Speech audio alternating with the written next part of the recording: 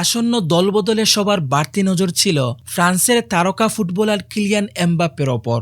ফরাসি এই তারকা রিয়াল মাদ্রিদে যোগ দেবেন সেটি এক প্রকার প্রায় নিশ্চিতই ছিল। অবশেষে আনুষ্ঠানিকভাবে এমবাপ্পেকে নিজেদের বলে ঘোষণা দিয়েছে ক্লাব ফুটবলের সবচেয়ে সফল এই দলটি। আনুষ্ঠানিক এক বিবৃতিতে বিষয়টি নিশ্চিত করেছে রিয়াল মাদ্রিদ। আগামী ৫ মৌসুম সাদা জার্সিতে মাঠ মাতাবেন ফরাসি বিশ্বকাপজয়ী এই তারকা।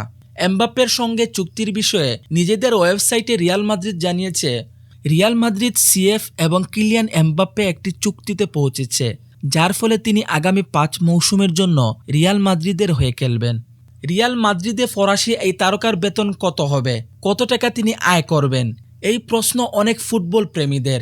স্প্যানিশ গণমাধ্যম মুন্ডো দেপার্তিভো দাবি করেছে, পিএসজিতে মৌসুম প্রতি ৭২ মিলিয়ন ইউরো বেতন পাওয়া এমবাপ্পে মাদ্রিদে পাবেন মাত্র ২৬ মিলিয়ন ইউরো।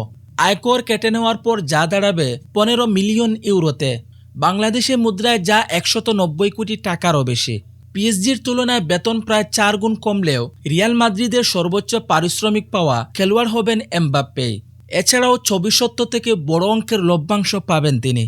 এদিকে রিয়ালের আরেকটি খবরে জানা গিয়েছে ১০ নম্বর জার্সি পাচ্ছেন না তিনি। রিয়ালে আপাতত ৯ নম্বর জার্সি পরবেন এমবাপ্পে।